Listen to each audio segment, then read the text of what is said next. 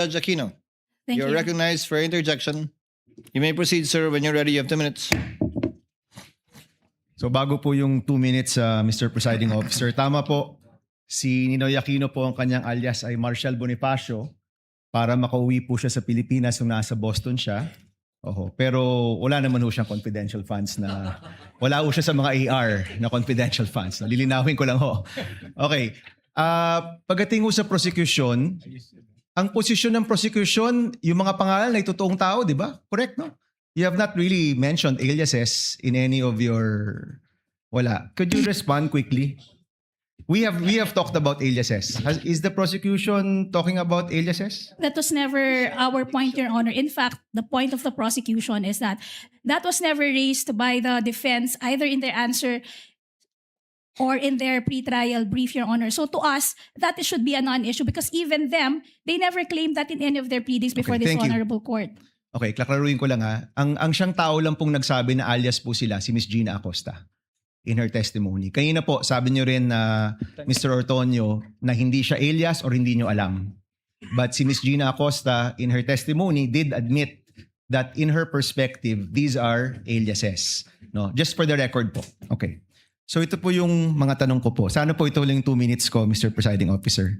So unang-una, Mr. Ortonio, you're very competent. Thank you for your answers. And I want you to answer just very candidly, no?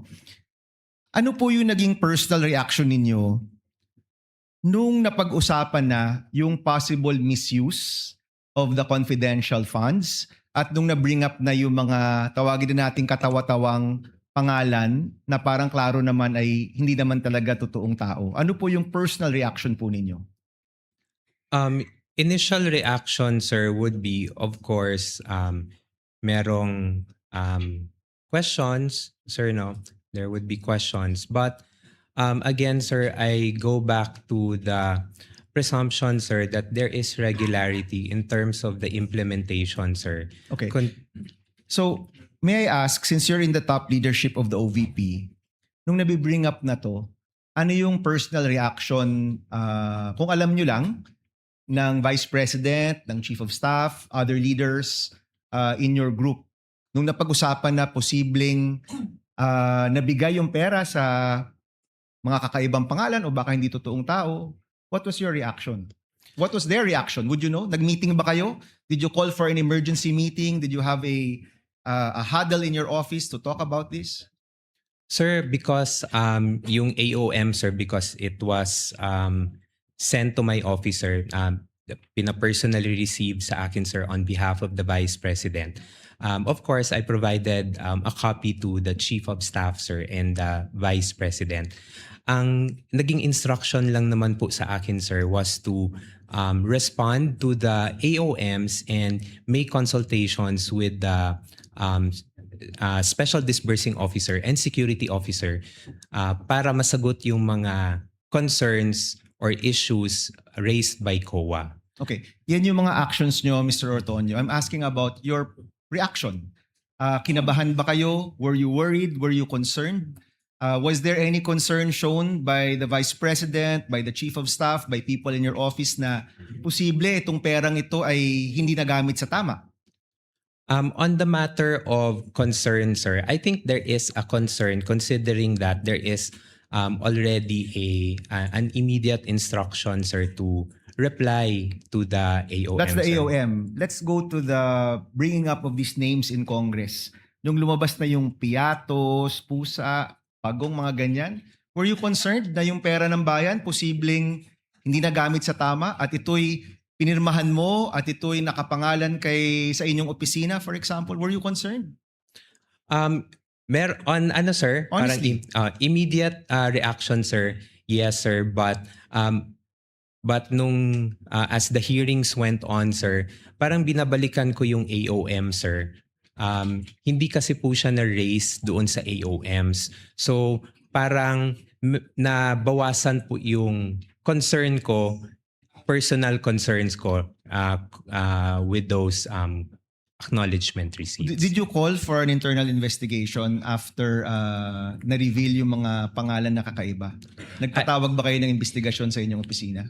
I personally did not, sir, hindi na po ako nagpatawag. Sir. Did your office call for an internal investigation? On that matter, sir, I do not know, sir, if there is an instruction coming from the head of agency, sir. But personally to me, sir, none, sir. Okay. So, ito kasi, Mr. Ortonio, no, sa aking opisina, more than 10 years ago, meron kaming nahanap na isang staff na ibang resibo yung ginamit sa liquidation. Wala pa atang 5,000 pesos to sa totoo lang. Hindi nga niya binulsa eh. No? Meron siyang dapat hotel receipt na wala niya, gumamit siya ng hotel receipt ng ibang tao. That already elicited an internal investigation on our part. In the end, pinaalis namin yung staff na yun na kilala namin, kaibigan namin. 5,000 lang yun. So the common response we are looking for is that kapag pera to ng bayan, action ka agad at hanapin nyo talaga kung saan nagamit tong pera to. Kaya I'm really wondering what were the actions and reactions of people. So ito yung tanong ko rin, no? Mahalaga ba sa inyo, mahalaga ba sa iyo, sir, na yung perang ito ay nagamit sa tama? Na hindi ito nagamit sa mali o nabulsa lang? Yes, sir. It is important to me, sir, because in the years na nakasama ko rin po si Vice President Sara Z. Duterte, sir, she also would want na money is spent properly for what it is intended to be used for. Okay, last question, Mr. Presiding Officer. During all of this time, pinatawag mo ba si Colonel La Chica o pinatawag ba siya ni Chief of Staff Lopez or ni Vice President? Would you know? Kinausap mo ba? Tinanong mo ba? Colonel, itong mga pangalang ito, sino ba talaga to? Totoo ba to? Bakit nakalagay medicine pero cash talaga yung binigay? Kasi sa totoo lang, sir, yung nakalagay doon gamot pero cash ang binigay na pambili ng gamot, cash pa rin yun. 'Di ba? So in short, yung 500 million parang puro cash yun. Wala man talagang supplies or tables and chairs because that presupposes na ang binili nyo yung tables and chairs or supplies. You actually gave cash na 500 million. Pinatawag nyo po ba si Colonel La Chica at tinanong, as public officers, we have to exercise the diligence of a good father of a family. No? That's in our oath. So pinatawag niyo po ba ng inyong opisina at pina-explain kung nasaan ba itong peran to? Sir, I was only able to request na makausap si Colonel La Chica in relation only to the response to the AOM, sir. So hindi niyo po natanong itong mga specific questions na ito dun sa mga specificong mga pangalan, mga AR, mga ganyan?